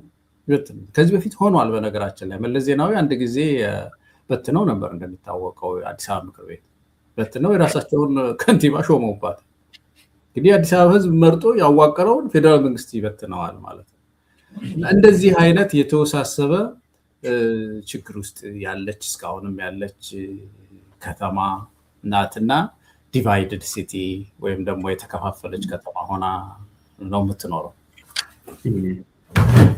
እሱም ነገር ያው ደህና አርገዛ ላይም ገልጸዋል። አሁን ያልከው ነገር ክንፍና ልቦናው የተመታ አስተዳደር የሚል ነገር ነው እንትን ያልከው። የአዲስ አበባ ምክር ቤት የከተማ ቻርተርን ማሻሻል አይችልም ወይም አዳዲስ አዋጆችንም ማውጣትም እንደማይችልና ህግ ለማውጣት የጠቅላይ ሚኒስትሩን ደጅ መጥናት እንዳለበት ጭምር የጠቀስከው እዛ ላይ እና ይህ አሰራር ራስን በራስን ማስተዳደር ከሚለው የዲሞክራሲ መርሆ ጋራ የሚጋጭ ነው ስትል ገልጸዋል። ምናልባት እዚህ ላይ ተጨማሪ ሀሳብ እንግዲህ ቅድም ያልኩ ይሄ ህግ አውጪ፣ ህግ አስፈጻሚና ህግ ተርጓሚ አይደለም። እንግዲህ ሶስቱ አካላት አማራ አለው፣ ትግሬ አለው፣ ኦሮሞ አለው እና እነዚህ ህግ አውጪዎች ህዝብ ከመረጣቸው በኋላ ምክር ቤት ይሰበሰብና ህግ ያወጣል እና አዲስ አበባ የአዲስ አበባ ህዝብ ሲመርጥ አንዱ ምርጫው ለአዲስ አበባ የሚያስፈልጉ ህጎች ሊኖሩ ይችላል። የቢዝነስ ለው ለምሳሌ የቢዝነስ ህጎች እነዛን አውጥቶ ቢዝነስ እንዲሳለጥ ማድረግ፣ ከወንጀለኛ ጋር ከፌደራል መንግስቱ ከፌደራል ህገ መንግስቱ ጋር የማይጋጩ ህጎችን እያወጣ እንዲቀጥል ነው። ይህን ማድረግ አይችልም የአዲስ አበባ አስተዳደር። የአዲስ አበባ አስተዳደር በሞግዚት ስለሆነ ያለው ህግ ፕሮፖዛል ነው የሚያቀርበው። የሆነ ህግ ላወጣ ነው ብሎ ወደ ጠቅላይ ሚኒስትሩ ይሄዳል። ጠቅላይ ሚኒስትሩ አካባቢ ደግሞ ካቢኔ ሰብስቦ ይሄ ነገር አይመለከትም ካል ይቀራል ማለት ነው እና ይበተናሉ ማለት ነው። ይሄ ብቻ ይበትነዋል። ጠቅላይ ሚኒስትሩ ካቢኔው፣ ፓርላማው አዲስ አበባን ካቢኔ ሊበትነው እና ይሄ አፈጻጸም ላይ በአጠቃላይ ህግ ማውጣት ላይ ህግ የማስፈጸም ላይ የፌደራል መንግስቱን ይሁንታ ቡራኬ ማግኘት አለበት። ይሄ አሁን ያልከው ሰልፍ አድሚኒስትሬሽን ወይም ደግሞ ራስን ማስተዳደር የሚባለው አዲስ አበባ እኔ በጣም የሚያሳዝነኝ እኮ አዲስ አበባ ላይ መሆኑ እኮ ነው። አዲስ አበባ ቅድም ያልነው የኢኮኖሚ አስተዋጽኦ አንተ ተመልከት። የአዲስ አበባ ስንት 90% የሚሆኑ የሀገሪቱ ባለሀብቶች እኮ እዛ እኮ ነው ያሉ፣ አዲስ አበባ ውስጥ ነው ያሉ። አሁን በቅርብ የወጣ ጥናት ሪፖርት ላይ አይቻልም። 90% የሚሆን የሀገሪቱ ሀብታም አዲስ አበባ ተሰብስቦ ነው ያሉ። ይህንን እኮ ማኔጅ የሚያደርገው የሚያስተዳድረው ጥሩ ጥሩ የቢዝነስ ህጎች የሚያወጣለት እኮ አስተዳደር ያስፈልጋታል እኮ አዲስ አበባ። የአዲስ አበባ ማደግ የኢትዮጵያ ማደግ እኮ። አዲስ አበባ በሮጠች ቁጥር ቅድም ያልነው ነገር ነው፣ በብዙ መንገድ ነው ክልሎች የሚከተሏት። ተጽዕኖ ፈጣሪዋ በጣም ተጽዕኖ ፈጣሪ ከተማ ናት። እና ይችን ከተማ እንደዚህ እየጠለፉ ሲጥሏት የከረመች የኖረች ከተማ ናት። እና እኔ አዲስ አበባን ሳስብ በጣም አዝናለሁ በእውነት እንዳንድ ኢትዮጵያ። ሌላው አዲስ አበባና የፖለቲካውን ተሳትፎ በተመለከተ እዛው ጽሁፍ ላይም አለ። ኢህአዴግ በ30 ዓመታት በነበረው የአገዛዝ ስርዓት ውስጥ ማህበራዊ መሰረት አልባነትን በቃ ማህበራዊ መሰረቷን አሳጥቷታል። ይሄ ነገር ደግሞ አሁን የሚቀጥሉ በባለፉት 8 ዓመታት ላይም እያየን ያለ ነው። እና ምንድነው የማህበራዊ መሰረትን ማጣት የምንለው? ማለት የሚወክላት የፖለቲካ ተክለ ሰውነት የታጣባት የሌለው ነገር ነው ብለህ እዛ ጽሁፍ ላይ አትታል አስቀምጣል። በእርግጥም ንጽጽሩ ከኢህአዴግ ጋር ቢገናኝም በባለፉት 8 ዓመታትም ይሄው ነገር የቀጠለ ሁኔታ ነው ያለው። እና ምንድነው ማህበራዊ መሰረት የአዲስ አበባ የፖለቲካ ተሳትፎ ጋር በማገናኘት ይሄ ሶሻል ቤዝ ወይም ማህበራዊ መሰረት የሚባለው ከብሔር ፖለቲካ ጋር የተያያዘ ጽንሰ ሀሳብ ነው። እና እንግዲህ ፓርቲዎች ሲመሰረቱ ማህበራዊ መሰረት ይዘው ይነሳሉ። ለምሳሌ ህወሓትን ብንመለከት የህወሓት ማህበራዊ መሰረቱ ማን ነው ከተባለ ትግራይ ይሆናል። ህዝባዊ ወያኔ ሓርነት ትግራይ አይደለም ራሱ የሚለው ለትግራይ ህዝብ የቆመ ቅድም ያልነው የዲሞክራሲያዊ ብሔርተኝነትን የሚመራ ፓርቲ ነው የሚሆነው ማለት ነው። ወደ አማራ ስትመጣ ብሔረ አማራ ዲሞክራሲያዊ ንቅናቄ ነው እንደዚህ ይባል የነበረ ፓርቲ ነው። እሱም ለአማራ የቆመ ነው። ኦህዴድ የሚባል አለ። ደቡብ ውስጥ ደግሞ ምናምን ደህዴግ እንደዚህ የሚባል ነበረ። በውስጡ ግን አሉ እያንዳንዱ ብሔር አለው ፓርቲ እና እነዛ ፓርቲዎች ተደማምረው ነው የደቡብን የፈጠሩት። በዚህ እንግዲህ መካከል ምንም ማህበራዊ መሰረት የለሽም ተብላ አዲስ አበባ ተጥላለች ማለት የት ሄደች ብሎ የሚጠይቅም አለ አዲስ አበባ። በኋላ ባልደራስ የመጣው በነገራችን ላይ በዚህ ሂሳብ ነው። ባልደራስ እንደምታውቀው አዲስ አበባ ላይ የመጣ ፓርቲ ነበረ እና ይሄ ክፍተት ነበረ። አዲስ አበባ መጀመሪያ እንደ እስክንድር ሲጀምሩት የዚህ ምንድነው እንደ ሲቪክ ድርጅት ነበረ ባለ አደራው ብለው ነው የተነሱት። የአዲስ አበባ በተለይ ልዩ ጥቅም ምናምን የሚለው ለተከራካሪ የላትም እና ብቻዋን ቀርታ ሜዳ ላይ ወድቃለች እና የሚከራከርላት ያስፈልጋታል በሚል ነበር የተጀመረው። በኋላ ወደ ፓርቲነት ማደገ እና በዚህ መካከል ቅድም ያልነው ነው። ግን ውድድር ይመጣል። አሁን በየአመቱ በኢህአዴግም ጊዜ በብልጽግናም ጊዜ በየ5 ዓመቱ ምርጫ ሲመጣ ደግሞ አሁን ህወሓት እዛው ትግራይ ውስጥ በህወሓት ስም ይወዳደራል። በአዴን ስም ምንድነው አማራ ክልል ይወዳደራል። ኦህዴድም በኦሮሚያ አካባቢ ይወዳደርና አዲስ አበባ ላይ ሲመጡ ኢህአዴግ ነን ብለው ደግሞ ይወዳደራሉ። ኢህአዴግ እኮ ግንባር እኮ ነው። እነዚህ 4 ፓርቲዎች ግንባር ነው እና አዲስ አበባ ላይ አንድን ሰው የሚመረጠው በኢህአዴግነቱ ተመረጠ ምርጫ ሲያካሂዱ ማለት ነው ለተወካዮች ምክር ቤት ይባላል። እና በአዴን ስም ነው በኦህዴድ ስም ነው በየትኛው ነው የሚለው ነገር ብዙ በጣም የሚያሳዝን ነገር ነበር የቆየው። እና እንደዚህ እያደረጉ ውክልናም እንዳይኖራት ሆና የቆየች ናት። እንግዲህ አዲስ አበባ ውስጥ ኢህአዴግ ሆኖ የሚመረጥ ለምሳሌ ጨርቆስ አካባቢ የሚመረጥ ሰው የኢህአዴግ አባል ያን ጊዜ ማለት ነው በተለይ የኢህአዴግ አባል ሲሆን በውስጥ እኮ የህወሓት ሰው ነው ወይ የብአዴን ሰው ነው ወይ የኦህዴድ ሰው ነው የሚሆነው አዲስ አበባ ውስጥ ማለት ነው። ምክንያቱም የአዲስ አበባ ፓርቲ የለም ያን ጊዜ። ስለዚህ መጥቶ የአዲስ አበባን ጥቅም የሚያስከብር ሊሆን ይችላል የመጀመሪያው ነው ወደ አዲስ አበባ ምርጫ ውስጥ ሲመጣ የሚለው ነገር በእንደዚህ አይነት ቀውስ ውስጥ በእንደዚህ አይነት አሰራር ውስጥ የቆየች ከተማ ነበረ ናት። አሁንም በብልጽግናም ጊዜ እንደምታውቀው የኦህዴድ ብልጽግና የምንድነው የአማራ ብልጽግና ደቡብ ብልጽግና ምናምን ተብሎ ነው የተከፋፈለው። በዚህ መካከል አዲስ አበባ አሁንም ተቆርጣ ትወድቃለች። ወደ እሱ ልመጣ ነው። እሺ ይህንን ሁሉ አየን ማለት ጽሁፍ በጣም በማስረጃዎች የተደገፈ ረዘም ያለ ነገር ነው። ከዛ ውስጥ ዋና ዋና ነጥቦችን አንስተን እንደው ለተመልካቾቻችን አቀረብ ነው እንጂ ሰፋ ያሉ ነገሮች እዛ ላይ አሉ። ከዛ ውስጥ የተወሰኑ ሀሳቦችን ነው እያነሳን እየተወያየን ያለ ነው። ብልጽግናና አዲስ አበባስ ምንድን ናቸው? ለምሳሌ ከፈረሱ ጋሪውን ማስቀደም የብልጽግና ውህደት ስትል እዛ ጽሁፍ ላይ አስቀምጠሃል።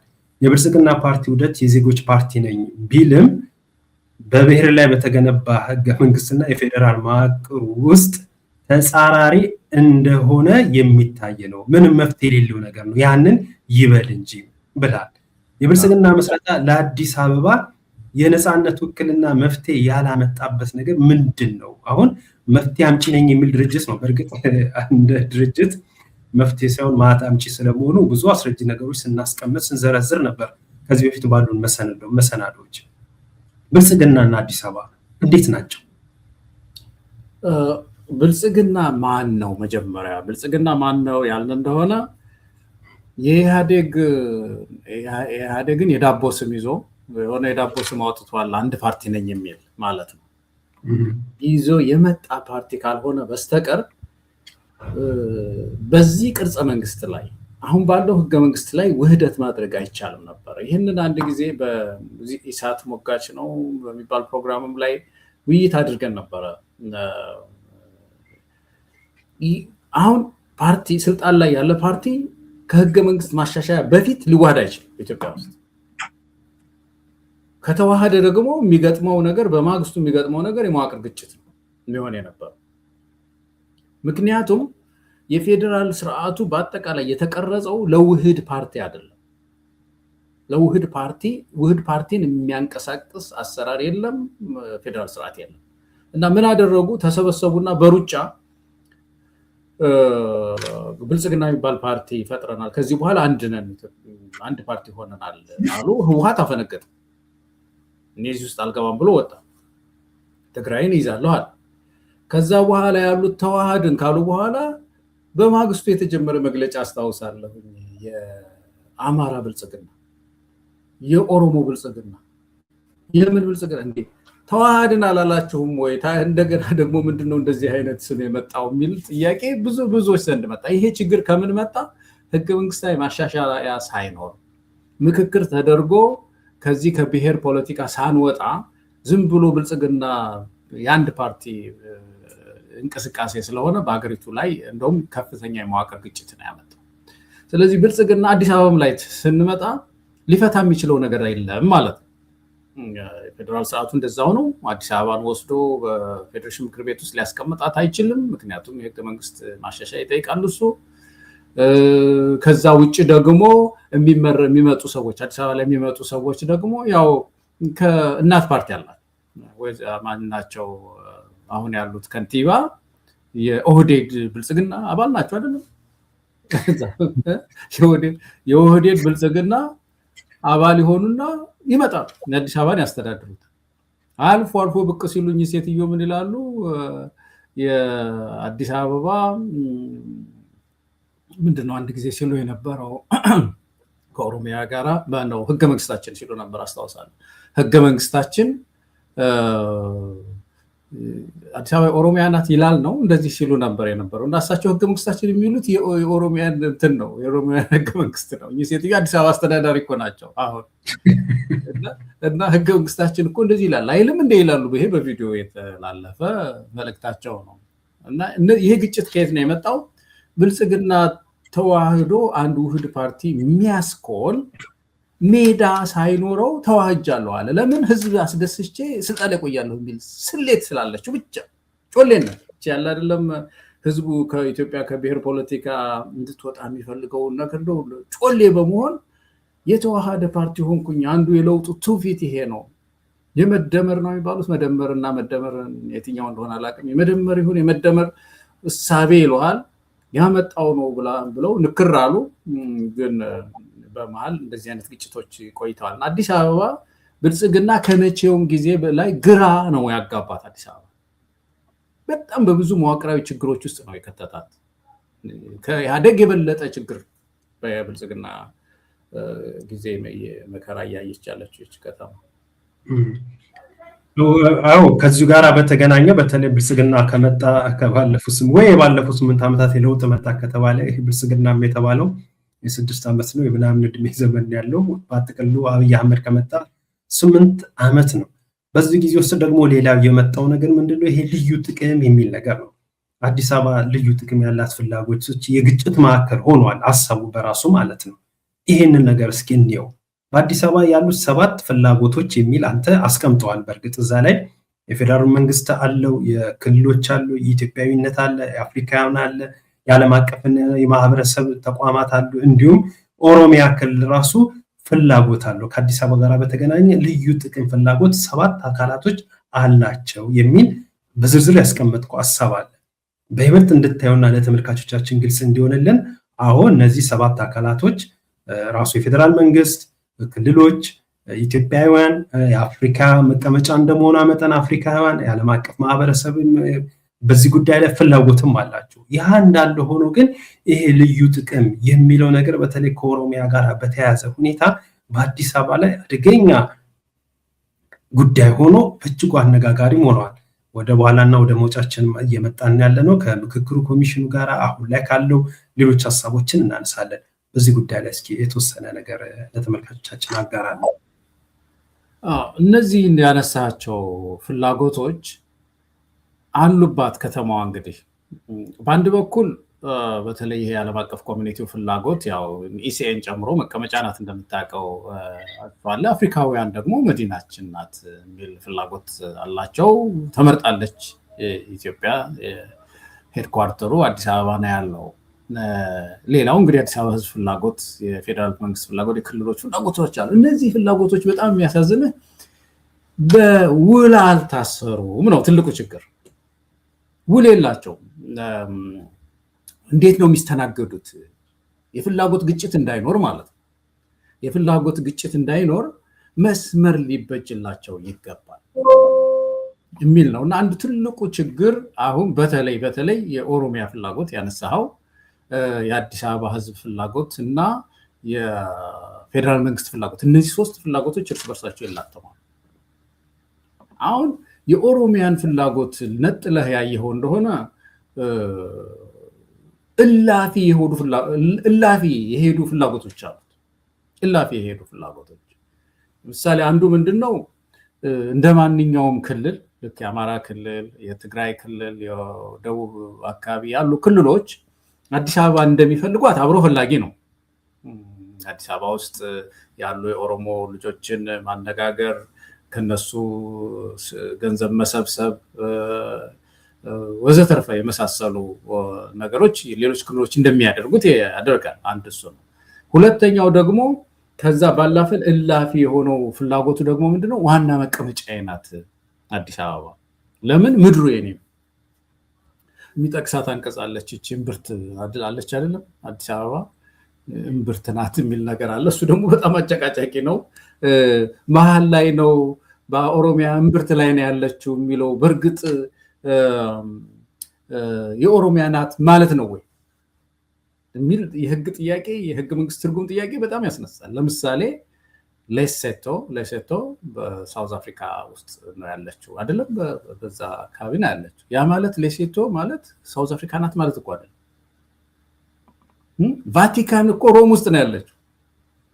ቫቲካን በሮም እምብርት ላይ ነው ያለችው እና የሮም እምብርት ላይ ስለሆነች ሮም ናት ማለት አይደለም።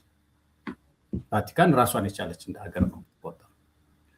ስለዚህ ይህም አንድ ጥያቄ አስነስቷል። በኦሮሚያ ግን የኦሮሚያ ህዝብ አይደለም፣ የኦሮሚያ ህዝብ ልዩ ጥቅም ፈላጊ አይደለም በመሰረቱ። ግን የኦሮሚያ መንግስት ምንድን ነው የሚያደርገው? ስለዚህ ዋና ከተማ ስለሆነች አስፈጻሚዎችን አመጣለኋል፣ እንደ ፖሊስ፣ ፍርድ ቤት የመሳሰሉትን አምጥቼ አስቀምጣለኋል። አስቀመጠ። ከአዲስ አበባ ጋራ፣ ከአዲስ አበባ ፖሊስ ጋራ፣ ከአዲስ አበባ ፍርድ ቤት ጋራ፣ ከፌዴራሉ ፍርድ ቤት ጋር እንዴት ነው ተሳስረው የሚኖሩት? አንድ ዜጋ እኮ በሁለት ፍርድ ቤት በሁለት ፖሊስ ሊያዝ ነው ማለት ነው። ይህ የአስተዳደር ግጭት የሚባለው መስመር ያስፈልገዋል፣ ገደብ ያስፈልገዋል፣ ዶሴ ያስፈልጋል፣ አንቀጽ ያስፈልጋል። አንተ መሮጫህ እዚህ ጋር ነው። በዚህ መስመር ላይ ብቻ ሄድ ዜጋ እንዳይጉላላ በሁለት ፖሊስ በሁለት ፍርድ ቤት እንዳይሰቃይ ህዝቡ በሁለት ቀረጥ እንዳይሰቃይ ስለዚህ አስተዳደር ግጭት እንዳይመጣ መደረግ ሲገባው ይሄ ነገር የለም በውል የታሰረ ነገር የለም የሚያስገርምህ አዲስ አበባ የኦሮሚያ ዋና ከተማ ናት የሚል ህገ መንግስት የለም አሁን የአዲስ አበባን ቻርተር ብታየው ቻርተሩ የኦሮሚያ ዋና መቀመጫ መሆኗን አይደነግግም የአዲስ አበባ ቻርተር የኢትዮጵያ ህገ መንግስት አዲስ አበባ የኦሮሚያ መቀመጫ ናት አይልም አዲስ አበባ የፌደራል መንግስት መቀመጫ ናት ነው የሚለው በጣም የሚያስገርምህ የኦሮሚያ ጨፌ ምንድነው የኦሮሚያ ህገ መንግስት እስከ ዛሬ ድረስ የኦሮሚያ ዋና ከተማ የት ናት ነው የሚለው ይግቡና ይመልከቱ ይሄንን የሚያዳምጡ ነው ወገኖች የኦሮሚያ ዋና ከተማ አዳማ ነው የሚለው አዲስ አበባ ነው አይደል ሽመልስ ቁጭ ብሎልሃል አዲስ አበባ እና እንዴት ነው ምድሪቱ እንዴት ትንሽ ህግ አያስፈልጋትም ወይ እኔ እኮ ለምን ይቀመጣል እኮ አይደለም ግን ህግ አያስፈልግም ወይ ተነጋግሮ በፓርላማ ጸድቆ የወለም ኦሮሚያም ይቀመጥ የሚባል ከሆነ ለቅርበትም ለአገልግሎትም የሚመች ከሆነ አዲስ አበባ ሁላችሁ ቤትና መጥቶ ይቀመጥ ግን በህግ መታሰር አለበት ነውና እንደዚህ አይነት ችግሮች አሉ ከዛ ባሻገር ደግሞ ኦሮሚያ መቀመጫ አይናት ብቻ አይደለም የሚለው ልዩ ጥቅምም ያስፈልገኛል ለዚህ የሚጠቅሰው አንቀጽ አለ እንደምታውቀው አዲስ አበባ ልዩ ጥቅም ትከፍላለች ይላል ይሄ ልዩ ጥቅም ምንድነው በህግ ይደነገጋል ይላል ባልተደነገገም እስካሁን ስለዚህ ምንድነው የአዲስ አበባ ላይ ኦሮሚያ ክልል በተለይ ብዙ እጅ አለኝ መሬቱም የኔ ነው የሚል ልዩ ጥቅም አዲስ አበባ መክፈል አለባት የሚል ከባድ የፖለቲካ ትርምስ ውስጥ ገብታ የቆየች ከተማ ናትና ካሉ የፍላጎት ግጭቶች መካከል ትላልቆቹ የፍላጎት ግጭቶች አዲስ አበባ በጣም እንትን ያደርጓት የጠላለፏት የአዲስ አበባ ህዝብ ፍላጎትና የፌደራል መንግስት ፍላጎት እንዲሁም የኦሮሚያ ፍላጎት እነዚህ ሶስት ፍላጎቶች እና የክልሎችን ፍላጎት አልፎ ምክንያቱም ክልሎችን ምን ያደርጋሉ ይመጡና ለምሳሌ ትግራይ ክልል አዲስ አበባ ይመጣልህና በድብቅ ደብዳቤ ይበትናል የትግራይ ተወላጆች ሆናችሁ እዚህ አካባቢ ስብሰባ አለ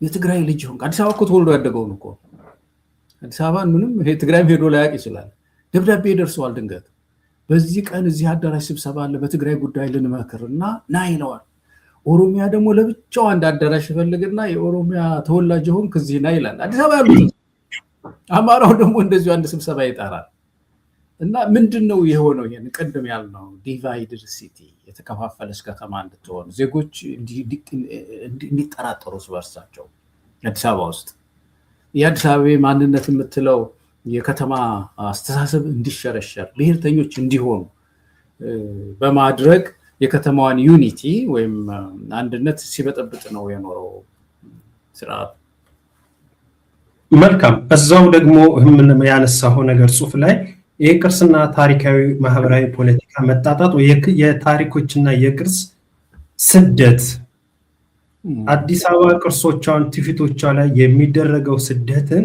አጽንኦት ሰጥተህ ጽሁፍ ላይ አትታል ገልጻል መንግስት የከተማዋን ታሪካዊና ማህበራዊ ፖለቲካዎችን በመሸርሸር በኩል ያለው ፍላጎትና ርዕዮተ ዓለም አሰላለፉ ምንድነው በተለይ የብልጽግና ብዙ ብለናል በተለይ አንተ በዚህ ጉዳይ ላይ አዲስ አበባ ላይ ያለ በደንብ ታውቀዋለህ ከጽሁፉም ባለፈ በተግባር አይተዋል ይሄ ታሪካዊ ቅርሶችን የማህበራዊ መሰረቶችን የማሳጣትና ሌላን አዲስ አበባን የመፍጠር ነገሩ ሂደቱ አሁን ላይ በብሔራዊ ማነው በአገር አቀፍ ምክክር እየተደረገበት ካለው ከአጀንዳ ከኔናት አይነት ሽሚያና አስወጥቶ አዲስ አበባ የሆነችው አካል ለማስመሰልና ወይም ደግሞ ባለቤት አልባ አድርጎ የማቅረቡን ሁኔታን እንዴት ማስቀመጥ እንዴትስ መግለጽ ይቻላል ወንድም ገለጣው በጣም አንዱ በዚህ ዘመን በተለይ በብልጽግና ጊዜ ብዙ ዕቃ የተሰበረው በዚህ በእንትን ነው በቅርስ አካባቢ ቅርሶቻችንን ታሪኮቻችንን ትውፊቶቻችንን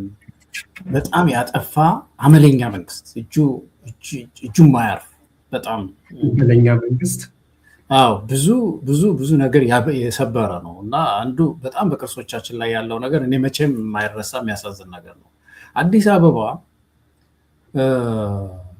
ዋና ከተማ ሆና እንደመኖሯ ብዙ ቅርሶች አሉ አዲስ አበባ ውስጥ። አንዳንዶቹ ቅርሶች እየተሰበሰቡ የመጡ ናቸው። ከተለያዩ አካባቢ የመጡ ከአዲስ አበባ ላይ ይቀመጣሉ። እንግዲህ እንደዛ። ሁለተኛው ደግሞ በተለይ ይሄ ዘመናዊነት ስታስብ ምድሪቱ ዘመናዊነትን የኮለኮለችባቸው ሀገሪቱ እንደ ሀገር አዲስ አበባ ላይ ይገኛሉ። ብዙዎቹ በተለይ አፄ ምኒልክ ጊዜ ጀምሮ ያሉ ታሪካዊ ህንፃ ጥበቦቻችን ሊሆን ይችላል። ቅርሶች አሉን፣ የተለያዩ ቅርሶች። እነሱ በእንክብካቤ ሊያዙ ነው የሚገባው። በብዙ አገር ባደጉ ሀገሮች ውስጥ እድገት ሲመጣ መሐንዲሶችም ፖለቲካ ሰዎችም የሚጨነቁት ይዘን የመጣነው እድገት ይህንን ቅርስ ሳያጠፋ እንዴት ነው እናሳድገው የሚለው ሂሳብ ላይ ነው። ዝም ብሎ መደምሰስ የለም። ዝም ብሎ በግሪደር ሄዶ ጠራርጎ መስታወት ህንፃ መገንባት እንደ እድገት አይታይም። አንዳንድ አሻራዎች ለዛ ህዝብ መቀመጥ አለባቸው። አሮጌ ቤት ስለምንፈልግ እኮ አይደለም። ሁላችን እኮ ለውጥ እንፈልጋለን፣ ግን በሙሉ ማጥፋት ተገቢ አይደለም። እና አዲስ አበባ በጣም ከፍተኛ ችግር ውስጥ ገብታ ነበረ። ያው እንዳልከው እዛም አካባቢ ስለቆየሁኝ በአካል እየሄድኩ መከታተል የነበረው ነው። ሌላ ሀገር በጥንቃቄ ሲይዙ ሳይ፣ ለምሳሌ እስያ ውስጥ አሁን በጣም ሳውዝ ኮሪያ ውስጥ በሄድኩባቸው አካባቢዎች እንዴት አድርገው ፕሪዘርቭ እንደሚያደርጉ፣ እዚህ ሀገር ደግሞ በተለይ አሜሪካ ውስጥ በጣም ሲሪየስ ናቸው። ቅርሶችን ይመዘግባሉ። መዝግቦ ካስቀመጡ በኋላ ቅርስ ነው ተብሎ ከተቀመጠ በኋላ ማንም ሰው አይነካው ያንን ቅርስ። ማንም በህግ ተቀመጠ ማለት ነው። ኢትዮጵያ ውስጥ ቅርስ ነው ተብሎ ተለጥፎበት ነው የሚያፈርሱት በግሪደር። ግን እያጠቃለልን ያለነው ቅድም ለመግለጽ እንደሞከርኩት ረዘም ያለ ጥናታዊ ጽሑፍ ነው፣ በመረጃዎች በማስረጃዎች የተደገፈ ነው። ያው ከዛ ላይ የተወሰነውን ነገር ከባህር ላይ በሆነ ነገር በማንቂያው በጭልፋ ጨልፎ እንደማንሳት አይነት ነገር ነው የዛሬ ጽሑፉ። በተለያዩ መንገድ ለተመልካቾቻችን ተደራሽ ሆኖ እንዲያነቡት እናደርጋለን። እሺ፣ ሁሉ አለን ከተማዋ ከነዚህ መዋቅራዊና ርዕዮተ ዓለማዊ ማነቆች በማውጣት እውነተኛ ራስ ገዝ አስተዳደርና የዜግነት መብት የሚረጋገጥባት ከተማ እንድትሆን ምን መደረግ መቻል አለበት? ምን ይደረግ? ወንድም ገለታ። አዎ፣ ይሄ መሰረታዊ ነገር ነው። ሁሉም ኢትዮጵያዊ የአዲስ አበባ ህዝብ ሊያነሳው የሚገባ ነገር ነው። እንግዲህ የአዲስ አበባን ጥያቄ ያየው እንደሆነ አሁን በተለይ አሁን ያነሳ ነው የዚህ መሰረታዊ መዋቅራዊ ችግሮቿ በራሱ ግንድ ጥያቄ አይደለም፣ ተቀጥላ ጥያቄ ነው። ዳፋው ነው የገጠመ ይህንን ችግር ያመጣባት እና ኢትዮጵያ ውስጥ ትልቁ ችግር የተሳሰርንበት መርሆ ነው። ይሄ መርሆ ከፍተኛ ችግር ፈጥሯል በአዲስ አበባ ላይ በተለይ እና በኢትዮጵያ ውስጥ ሁለት አይነት ያስተምህሮ ግጭቶች አሉ ብለን ባለፈውም እያወራን ነበር። ኢትዮጵያ ውስጥ አሁን ያሉ ያስተምህሮ ግጭቶች በሁለት ይከፈላሉ። አንደኛው ፕራይሞርዲያሊዝም ይባላል። ፕራይሞርዲያሊዝም ለወጣቶች ነው፣ ምናልባት ይጠቅም እንደሆነ። ፕራይሞርዲያሊዝም ማለት ብሔር አይነኬ ነው፣ ዝም ብለህ እግር ኳስ ክለብ እንዳቋቋምከው አይነት አይደለም። ብሔር ሊቀመንበርና ጸሐፊ መርጠህ እንደምታቋቁመው አይደለም። ብሔር ተፈጥሮ ነው የሚሉት። በተፈጥሮ ልክ እግዚአብሔር አዳምና ሔዋን ፈጠረ ብሎ ቁጭ እንዳደረገው የዛ ልክ ያህል ያደርጉታል፣ በዛ ልክ ይሰጡታል ግዝፈት እና ይሄ ህገ መንግስቱን የቀረጸ አስተሳሰብ ነው። በነገራችን ህገ መንግስቱ በዚህ አስተሳሰብ ላይ የተቀረጸ ነው። እስከ መገንጠል ድረስ ይሄዳሉ የሚለው መብት የተሰጠው ብሔርን እንደዚህ ነው ያየው። በእንደዚህ አይነት ሂሳብ ውስጥ ነው እንግዲህ አዲስ አበባ ቅድም ተቆርጣ ወጣች ብለናል። ሁለተኛው አስተሳሰብ ደግሞ ኮንስትራክቲቪስት ይባላሉ።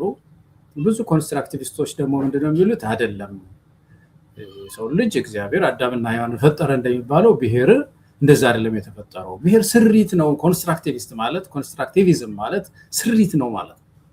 የሰው ልጅ ነው የሰራው። ቋንቋ ቅድም ያለው ይወለዳል፣ ያድጋል፣ ይሞታል እንደሚባለው ተሰብስቦ የሰው ልጅ የፈጠረው ነው። እንዳላችሁት እውነት ነው። ሊቀመንበር ጸሐፊ ምናምን በርተህ የምታቋቁም ክለብ አይደለም። ግን ከዛ ያለፈ ግዝፈት ቢኖረውም ረዘም ያለ ጊዜ የቆየ እንደሆነ ቢታወቅም ግን ፍጡር ነው። ፍጡር ያለ የነበረ ወደፊት የሚኖር ሳይሆን ሊቀያየር የሚችል ነው፣ ዳይናሚዝም አለው ብለው ያምናሉ። ሁለት አስተሳሰቦች ናቸው ኢትዮጵያ ውስጥ የተጋጩት።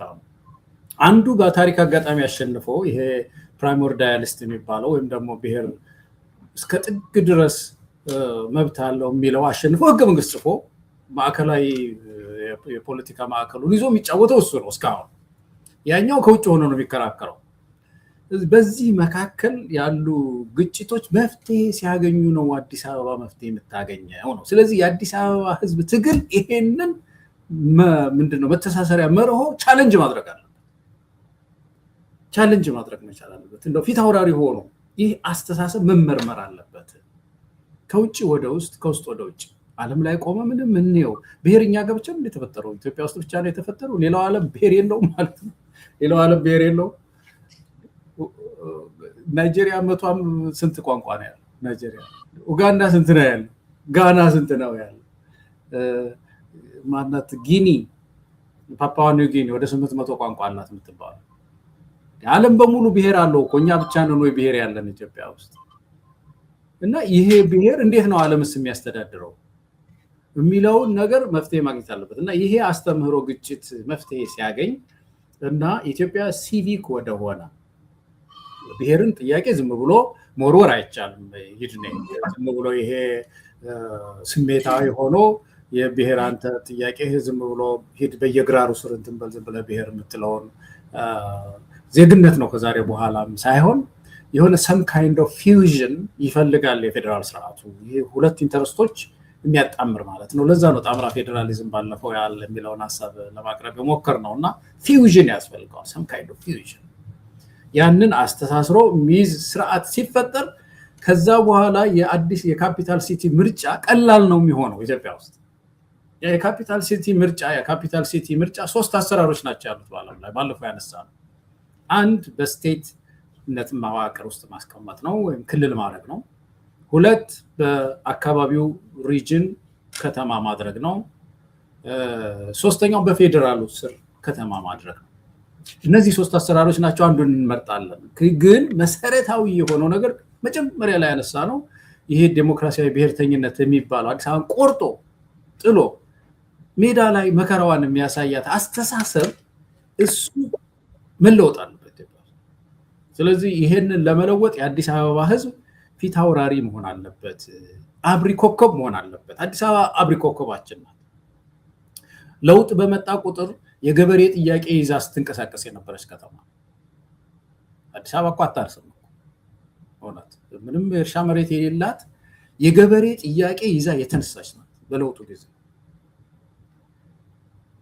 ይቺ ከተማ አብሪ ኮከብ ናት በእውነት። እና ይቺን ኮከብ አሁን እያጣጥፍተውብናል ማለት እችላለሁ። አሁን የምታየው ለምሳሌ ሁሉ ትርምስ እያለ አዲስ አበባ ውስጥ ለምንድነው የአብሪ ኮከብ እንትኗን መላዋን ሚናዋን ማትወጣው ያልክ እንደሆነ እንደዚህ ጠላልፈው ስለጎደዋት ማህበራዊ ሀብቷን ጎድተዋል።